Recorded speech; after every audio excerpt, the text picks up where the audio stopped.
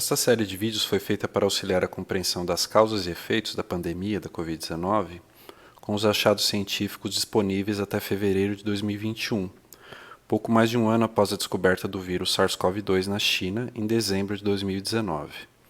São 7 vídeos, cada um deles abordando um aspecto da epidemiologia da Covid-19. No quinto vídeo, vamos discutir os efeitos da Covid-19 sobre os sistemas de saúde. O gráfico mostra a relação entre mortalidade e contagiosidade, ou R0, de diversas doenças transmissíveis, incluindo as pandêmicas que já agraçaram no mundo. As mudanças da gravidade de algumas dessas doenças foi decorrente de ações preventivas, principalmente vacinação. Vejam que a Covid-19 não é nem a mais contagiosa, nem a mais letal, porém, graças a diversos fatores, como modo de transmissão, trânsito aéreo de pessoas e inabilidade de contenção, está gerando uma grande carga. Quando olhamos os dados de mortalidade por Covid-19 por milhão de habitantes, seria natural esperar que nos países com maior mortalidade houvesse uma menor disponibilidade de leitos hospitalares. Na verdade, não foi isso que aconteceu com a Covid-19. No gráfico do lado esquerdo é mostrada a mortalidade por Covid-19 no dia 16 de abril de 2020. Os números entre parênteses representam o número de dias desde a introdução do SARS-CoV-2 nos países. As maiores mortalidades eram observadas nos países europeus, como comentamos no vídeo anterior. Entretanto, justamente nesses países era observada a maior disponibilidade de leitos hospitalares, como mostrado no gráfico do lado direito. O que será que levou à alta mortalidade em países ricos e com grande disponibilidade de leitos? Para tentar entender os preditores da taxa de mortalidade, tentei correlacioná-la com algumas variáveis levantadas em abril de 2020, como o esforço de testagem por milhão de habitantes e a disponibilidade de leitos hospitalares por 1.000 habitantes. Claramente não houve um padrão, tornando difícil utilizar essas variáveis individualmente para se predizer a mortalidade. Há de se lembrar que não é adequado utilizar dados de mortalidade durante a pandemia, pois variam substancialmente. Após um ano, parece ter se estabilizado ao redor de 2,8%. Talvez somente saberemos a mortalidade de infectados anos após o final da pandemia. Da mesma forma, a proporção da população acima de 65 anos e a proporção da população nacional em cidades com mais de 1 milhão de habitantes não eram bons preditores da mortalidade de infectados. Mesmo assim, no futuro, vale a pena refazermos esse tipo de análise, que em epidemiologia chamamos de estudo ecológico.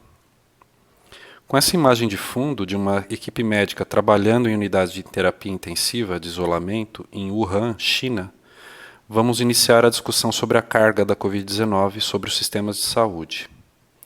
Ao falar de mortalidade envolvendo Covid-19, é importante diferenciar os mortos por Covid, ou seja, pacientes que não morreriam a não ser pela Covid, como causa direta, dos mortos com Covid-19, ou pacientes que morreriam, sendo a Covid-19 uma causa indireta. Para exemplificar essa diferença, vamos ver os dados do início da pandemia no Reino Unido. Em março de 2020, as mortes envolvendo Covid-19 somavam 7% de todas as mortes. Foram 3.912 mortos envolvendo Covid, sendo 91% com Covid, em pacientes que tinham, em média, 2,3 doenças predisponentes, e somente 9% por Covid. 61% eram homens e 87% tinham mais de 65 anos. Na semana epidemiológica 15, em meados de abril de 2020, o número de mortes estava a 75% acima da média dos 5 anos anteriores. As mortes envolvendo Covid no país haviam subido para 34%. Em Londres, esse percentual era de 59%.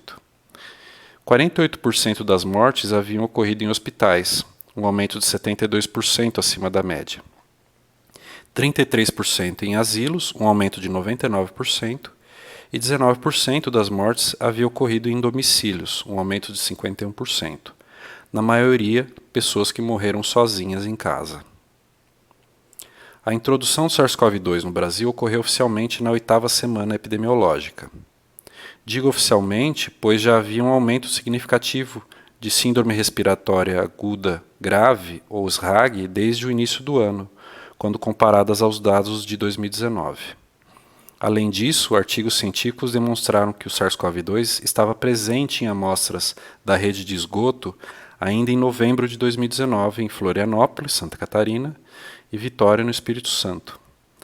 Isso não significa que a pandemia tenha surgido no Brasil, mas que tenha começado muito antes do imaginado. Registros como esse foram feitos no mundo todo. No gráfico A são mostrados os casos de SRAG hospitalizados em 2020, por semana epidemiológica de início dos sintomas, ou as barras vermelhas, comparados aos dados de 2019, ou as barras azuis. Um grande aumento do número de hospitalizações começou a ser observado após a 10ª semana epidemiológica, em meados de março, atingindo 2 picos, um em maio e outro em julho, reduzindo até o início de novembro, mas aumentando rapidamente logo depois, e continuando a crescer em 2021. Normalmente há um aumento de hospitalizações por SRAG no inverno, mas o aumento devido à Covid-19 não acompanhou este padrão. A diferença entre as hospitalizações por SRAG de 2020 chegaram a ser quase 30 vezes maiores que o ano de 2019. No gráfico B são mostrados os casos de SRAG hospitalizado por etiologia durante o ano de 2020, ou seja, a mesma curva das barras vermelhas do gráfico A. Até novembro, houve maciça predominância do SARS-CoV-2 como causa de SRAG. A proporção crescente de casos de SRAG em investigação em novembro e dezembro se transformarão em casos de Covid, uma vez que há um atraso na confirmação desses casos. No mapa são mostradas as proporções de casos de Covid-19 hospitalizados por unidade federativa, até a semana epidemiológica 53 de 2020. No Amazonas, 71% de todas as internações do estado foram por Covid-19. Essas proporções foram maiores naqueles estados que passaram grande dificuldade no atendimento dos casos no primeiro semestre de 2020, como o Ceará e o Rio de Janeiro. Esta animação mostra a ocupação de leitos de UTI adultas nos estados de julho de 2020 até o início de março de 2021. A cor verde mostra a ocupação abaixo de 60%, amarelo de 60% a 80% e vermelho acima de 80%, considerada crítica.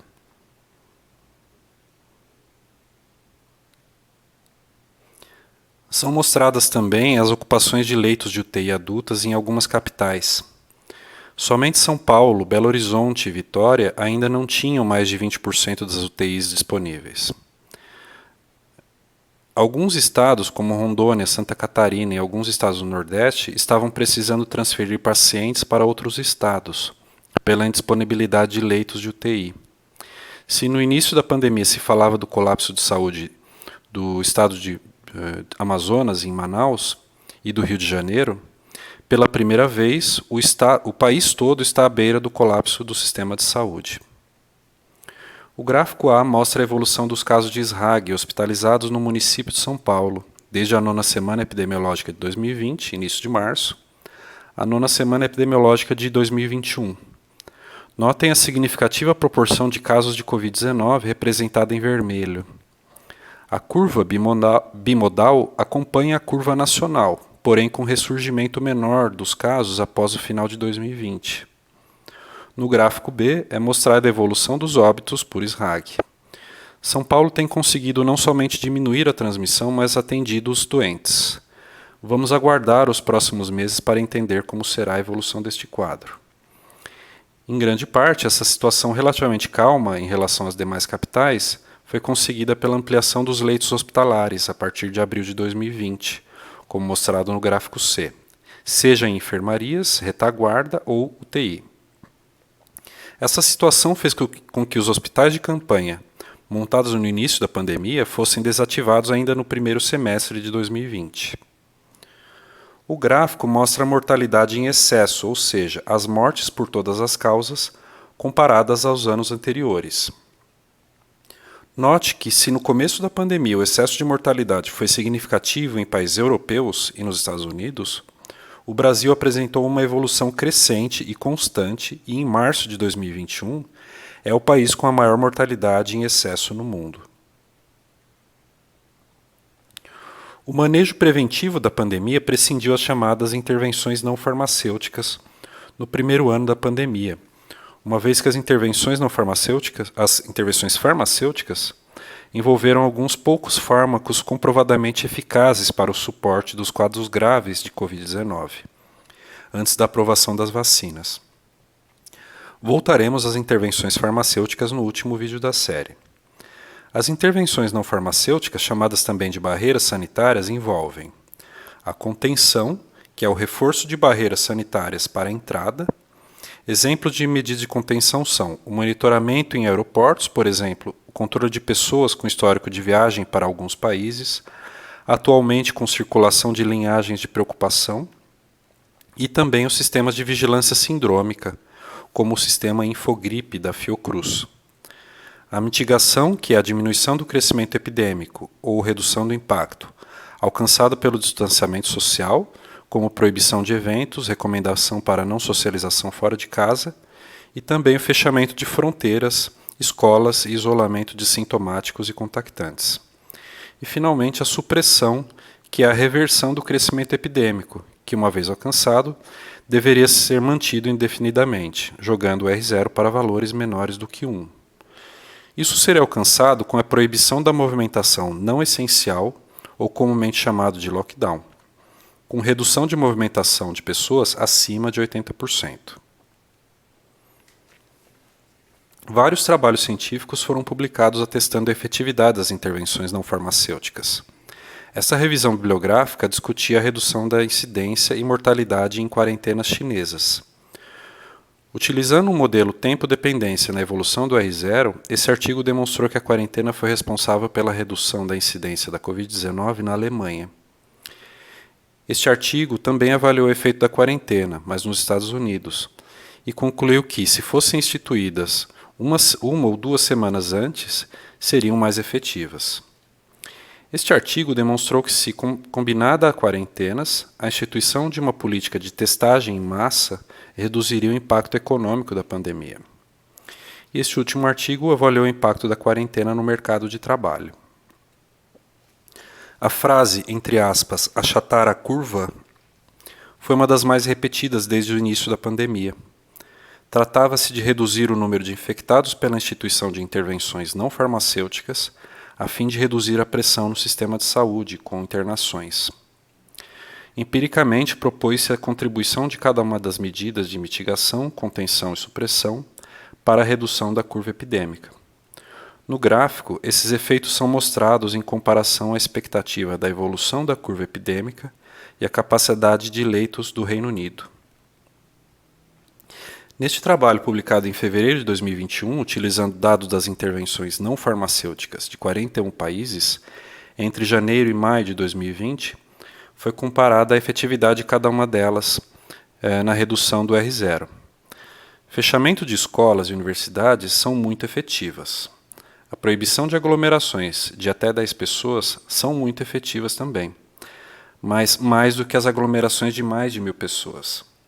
Se as proibições de aglomeração de todas as formas forem adotadas ao mesmo tempo, a redução do R0 é ainda maior. O fechamento de alguns tipos de comércio, como restaurantes, bares e boates, tem um efeito baixo. Se associados ao fechamento de todo o comércio não essencial, torna o efeito moderado. Se todas as ações de mitigação e supressão estivessem sendo implementadas, a ordem de ficar em casa teria um efeito marginal. Caso não seja disponibilizado um auxílio financeiro às famílias vulneráveis, esse efeito seria praticamente nulo. Vale ressaltar aqui que a ordem de ficar em casa assume um papel fundamental quando as ações mitigatórias e supressivas anteriores não forem instituídas com eficácia, como é o caso do Brasil. Quando as medidas são instituídas com eficácia, a maioria das transmissões acabaria acontecendo dentro de casa, como descrito em diversos artigos científicos, com exemplos de países europeus. Dessa forma, é indevida e descabida a afirmação dos gestores federais brasileiros de que a ordem de ficar em casa não deveria ser instituída, onde sabemos as demais medidas não foram instituídas adequadamente, não produzindo os efeitos esperados. A conclusão dos autores desse trabalho foi a que, se fossem utilizadas intervenções não farmacêuticas efetivas, alguns países poderiam ter controlado a pandemia, evitando a ordem de ficar em casa. Por meio do índice do rigor das respostas governamentais à Covid-19, foi proposto e atualizado pela Universidade de Oxford. É possível acompanhar como foram as respostas não farmacêuticas no mundo desde o início da pandemia até março de 2021. Este índice é formado por 19 indicadores, sendo 8 deles relacionados às políticas de contenção, como o fechamento de escolas e restrição de movimento, 4 relacionados às políticas econômicas, com suporte de renda aos cidadãos ou provisão de ajuda externa, 7 sobre a política do sistema de saúde, como o regime de testes de Covid-19, investimento em atendimento à saúde e, mais recentemente, as políticas de vacinação, de 180 países. O índice é normalizado e varia de 1 a 100.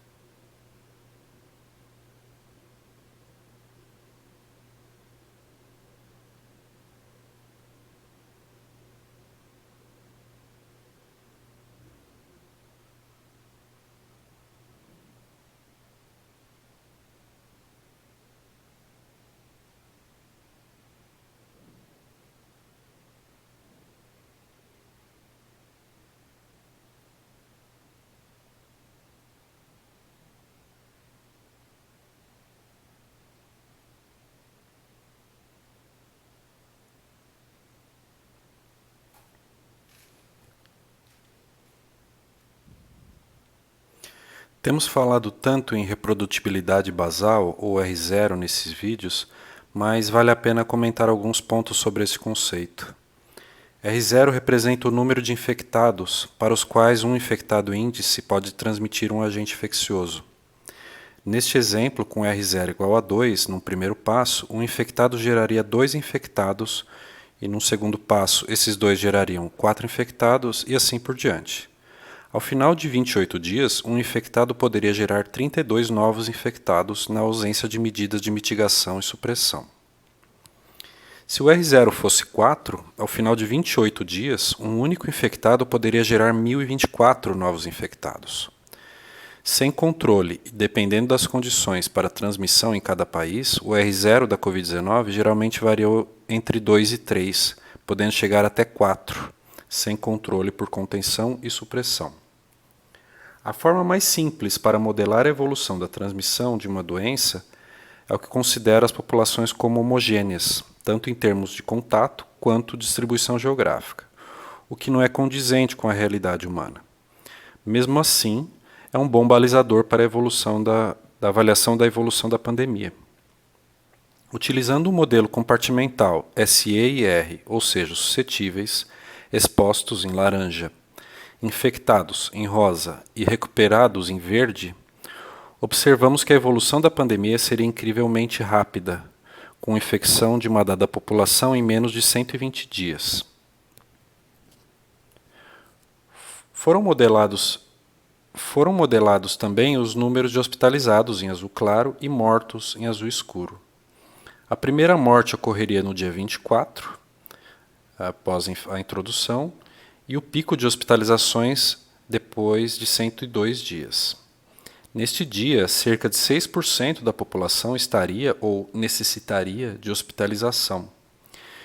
Se essa população fosse a brasileira, cerca de 13 milhões de pessoas necessitariam de hospitalização no mesmo dia. Nenhum país do mundo possui essa capacidade de atendimento hospitalar. O R0 é calculado através da multiplicação de 3 termos. A taxa média de contato entre infectado e suscetível, C, a duração da infecciosidade, D, que é de 21 dias, como vimos nos vídeos anteriores, e a transmissibilidade média, que é a probabilidade de infecção dado um contato entre infeccioso e suscetível, denotado pela letra T. C e T são variáveis de localidade a localidade, de país a país. C pode ser reduzida pelo isolamento social e T pelas medidas individuais de higiene, justamente os fatores sobre os quais se baseiam as intervenções não farmacêuticas. Do conceito de R0 aplicado a populações homogêneas, também decorre o cálculo da cobertura vacinal necessária para que R0 fosse igual a 1, ou seja, a transmissão fosse interrompida. Considerando R0 entre 2,5 e 3, seria necessária uma cobertura vacinal de 60% a 70% da população. Lembrando que cobertura vacinal não significa proporção vacinal.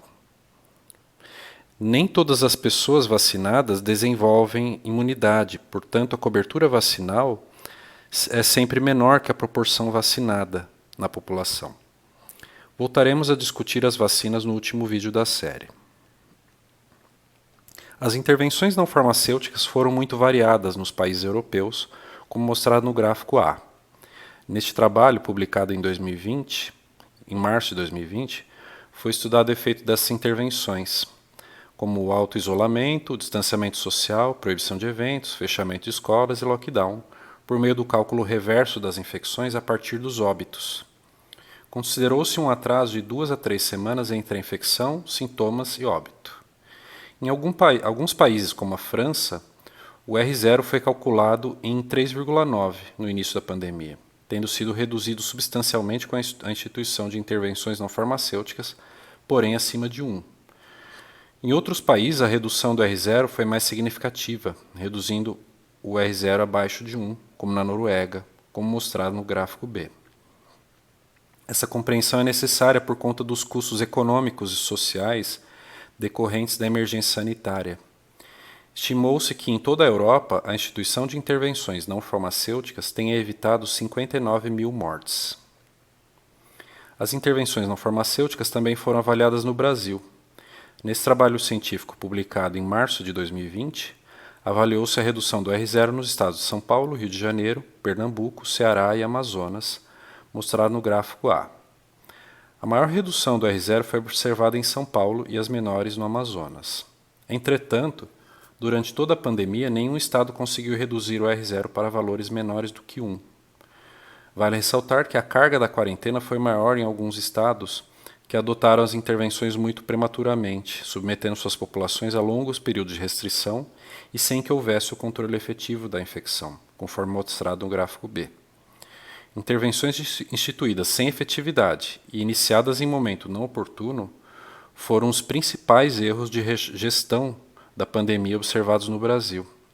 Os impactos dessa má gestão fizeram com que, em março de 2021, o Brasil tenha a maior incidência de Covid-19 e com um dos piores impactos econômicos da pandemia no mundo. Vamos ver agora os efeitos do achatamento da curva no modelo de transmissão da Covid que vimos anteriormente. Primeiro, a evolução da curva epidêmica com R0 igual a 4 durante todo o período. Agora, a instituição de intervenções não farmacêuticas suficientes para baixar o R0 para 2, de 30 a 80 dias após a introdução do vírus. Após as medidas, o R0 voltaria para o valor 3. O pico das hospitalizações ocorreria no dia 136, com cerca de 5% da população necessitando de hospitalização. Finalmente, a instituição de intervenções não farmacêuticas suficientes para baixar o R0 para 2, a partir de 30 dias após a introdução do vírus.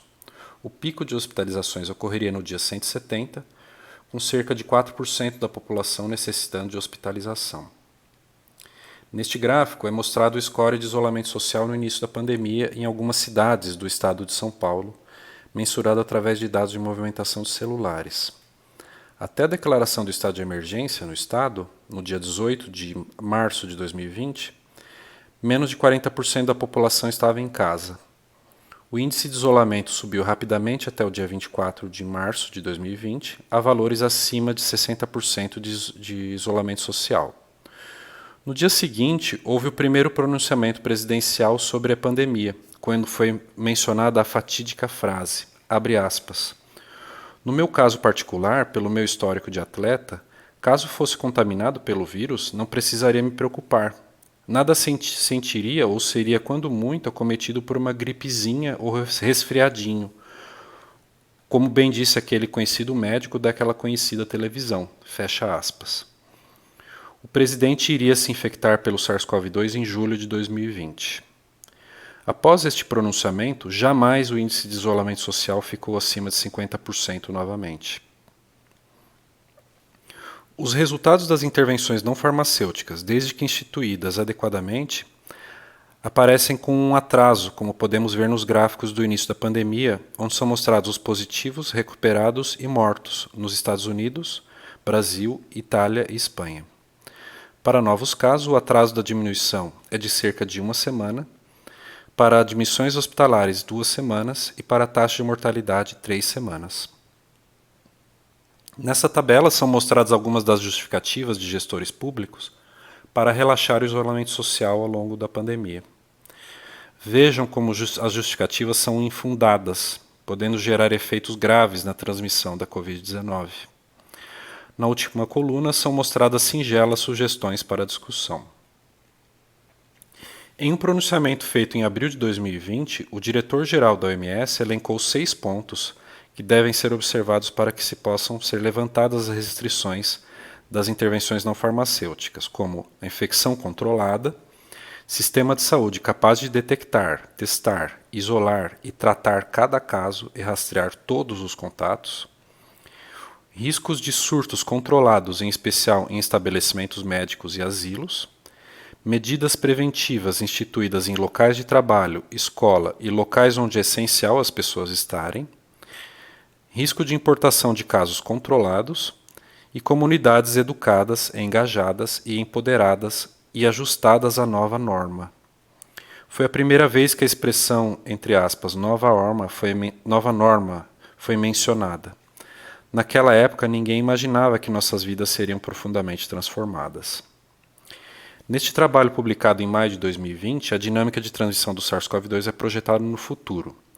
Segundo as premissas do trabalho, a transmissão do SARS-CoV-2 seria semelhante à do H1N1 pandêmico e aos coronavírus endêmicos circulando sazonalmente após uma onda inicial. A dinâmica da transmissão do SARS-CoV-2 dependeria da variação sazonal, da duração da imunidade cruzada com outros coronavírus e da intensidade e duração das medidas de controle. Através de um modelo compartimental SEIRS para os coronavírus endêmicos e o SARS-CoV-2, utilizando dados dos Estados Unidos, com picos de R0 no inverno, os R0 dos coronavírus endêmicos e transmissão sustentadas a partir de 11 de março de 2020, quando a OMS declarou a pandemia, foram criados 5 cenários futuros. As linhas vermelhas e azuis são referentes aos coronavírus endêmicos e as linhas pretas ao SARS-CoV-2. No cenário A, de imunidade de curta duração contra o SARS-CoV-2 de 40 semanas, haveria epidemias anuais de Covid-19. No cenário B, de imunidade de longa duração contra o SARS-CoV-2, de 104 semanas, haveria epidemias bianuais de Covid-19 e epidemias menores nos anos seguintes. No cenário C, com elevada variação sazonal da transmissão, haveria um menor pico da onda inicial e epidemias invernais mais severas. No cenário D, de imunidade definitiva contra o SARS-CoV-2, haveria eliminação do vírus. E, finalmente, o cenário E, de imunidade de longa duração contra o SARS-CoV-2, de 104 semanas, haveria imunidade cruzada parcial com os coronavírus endêmicos e ressurgimento da Covid-19 em 2024. Os 2 primeiros cenários são classificados como endêmicos, o C e o E reemergentes e o D erradicado. Os cenários A e C têm se mostrado os mais realistas, sendo o C muito influenciado pelas novas linhagens de SARS-CoV-2. No mesmo trabalho foram modelados os efeitos de intervenções não farmacêuticas, com intervenção não farmacêutica única, com ausência de sazonalidade e períodos de intervenção crescentes. Observa-se que, dentre os cenários, o distanciamento de longo prazo, de 20 semanas, foi moderadamente efetivo e produziria os menores picos epidêmicos subsequentes à intervenção, o cenário D. Logicamente, o cenário E, de intervenção com duração indefinida, não é realista. Quando a intervenção não farmacêutica é única, com transmissão sazonal, o R0 de inverno de 2,2 e R0 de verão de 1,3, todos os cenários previnem a transmissão comunitária no verão do hemisfério norte, achatando e prolongando a curva epidêmica, mas produzem suscetíveis para a onda epidêmica do outono. Finalmente, com intervenções não farmacêuticas intermitentes, nos cenários A e C sem sazonalidade, e B e D com sazonalidade, e mesmo os R0 do exemplo anterior, A e B têm capacidade atual de UTIs e C e D com capacidade dobrada de UTIs. Todos os cenários produziriam redução de 60% do R0, porém em todos eles haveria ressurgimento da Covid-19. Intervenções intermitentes preveniriam o colapso do sistema de saúde com capacidade de UTI atual até 2022. Então, o aumento de UTI é urgente.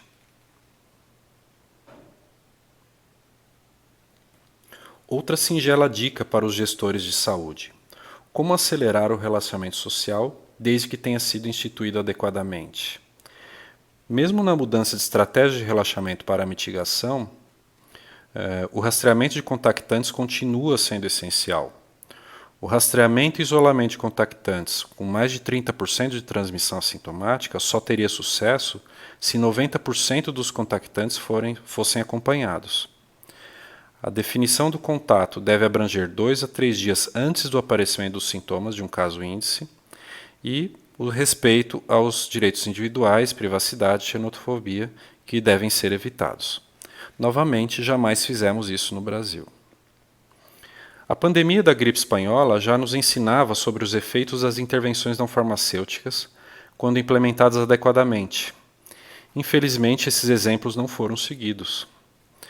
No gráfico é mostrada a taxa de mortalidade em excesso por influenza e abaixo os momentos e a duração das diferentes interferências não farmacêuticas em 2 cidades americanas. As linhas vermelhas representam os dados da cidade de Pittsburgh e as linhas azuis da cidade de São Luís. Notem que a mortalidade em excesso de Pittsburgh foi muito maior que a cidade de São Luís. Essa última tendo implementado as medidas com um atraso muito menor, após um primeiro caso de influenza, 1 contra 7, e por mais tempo, 143 dias contra 50 dias. Notem também que São Luís adotou intervenções intermitentes. Aproximações veterinárias em saúde pública seriam muito úteis no enfrentamento da pandemia. Os médicos veterinários trabalham com controle de doenças em rebanhos, lidando diariamente com a interpretação de testes diagnósticos, o momento da sua implantação e interpretação dos resultados para a tomada de decisão sanitária. Infelizmente, vimos uma situação lamentável no final de agosto de 2020, quando o ministro da Saúde nomeou o médico veterinário Laurício Monteiro Cruz para coordenar o Plano Nacional de Imunizações, o PNI. A mídia e a população, estupefatas com o fato, ridicularizaram a decisão e a criticaram duramente, justificando que este cargo deveria ser ocupado por um médico. Mais uma oportunidade perdida para o nosso país. Parabéns aos envolvidos. Os países têm adotado a aproximação tradicional de vigilância e controle de doenças humanas, envolvendo a identificação de casos, rastreabilidade de contactantes e elaboração de relatórios diários de infectados, recuperados e óbitos. Não preciso dizer nada sobre a efetividade dessa estratégia. Uma situação emergencial exigiria maior criatividade. Vamos observar o desenho de uma curva epidêmica, onde é mostrada a capacidade hospitalar, linha tracejada vermelha, os casos severos em azul e os óbitos em vermelho e a prevalência real em laranja. Com o avanço da pandemia, há um aumento substancial da importância da verificação do status de livre da doença, ou seja, a confiança na ausência ou se presente abaixo de um nível de detecção dos sistemas de testagem. Isso seria alcançado com inquéritos randomizados sequenciais, pelo menos semanais. Ao detectar o patógeno, deveria ser buscada a determinação da prevalência real, que é a proporção real de infectados usando testes diagnósticos imperfeitos. Lembrando que não existem testes diagnósticos perfeitos. Na fase A, deveriam ser instituídos os inquéritos de vigilância para determinar o status de livre da doença. Na fase B, os inquéritos aleatórios para a determinação da prevalência real, para que intervenções fossem tomadas e se evitasse o colapso do sistema de saúde. Ponto D, entre os limites C e E. Após a redução da curva epidêmica, na fase F, ainda deveriam ser feitos os monitoramentos antes do relaxamento total das restrições. Numa eventual eliminação do vírus, ainda deveriam ser realizados inquéritos de vigilância para a detecção precoce de recidivas.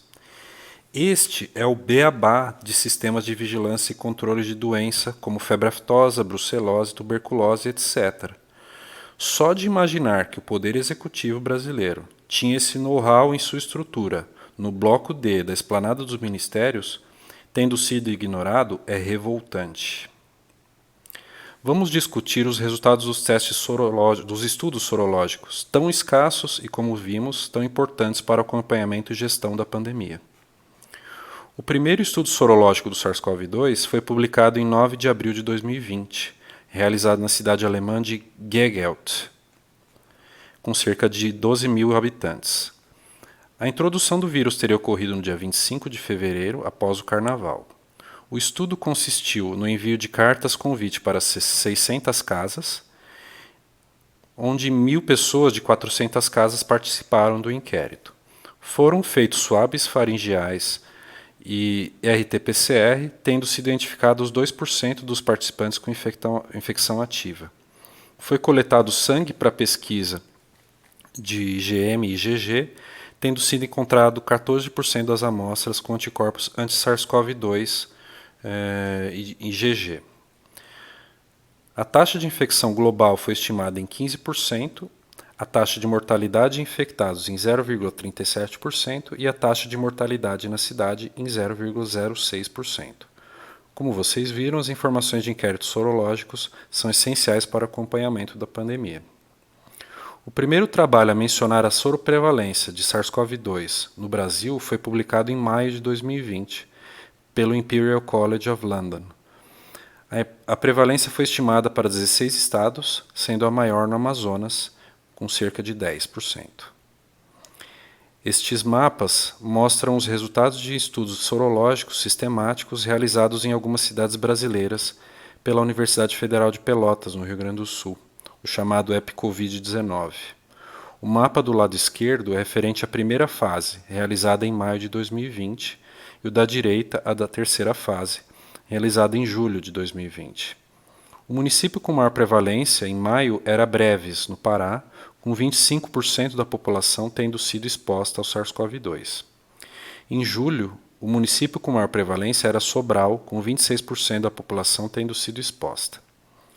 Um estudo de bancos de sangue de Manaus mostrou que 76% dos doadores tinham sido infectados por SARS-CoV-2 até outubro de 2020. Outro estudo sorológico realizado pela Secretaria de Saúde da Prefeitura de São Paulo demonstrou uma prevalência de cerca de 14% no município também em outubro de 2020. Tão importantes para o acompanhamento de uma pandemia, os estudos sorológicos foram escassos no Brasil. O EpiCovid passou por vários problemas, desde a aplicação das atividades no campo até o financiamento, tendo realizado a quarta etapa em agosto de 2020, porém os resultados não são facilmente encontrados. Para terminar, deixo aqui um link de um vídeo publicado no dia 10 de março de 2021, traçando um paralelo entre o esforço de erradicação da varíola com os esforços atuais de controle da Covid-19 na descrição deste vídeo.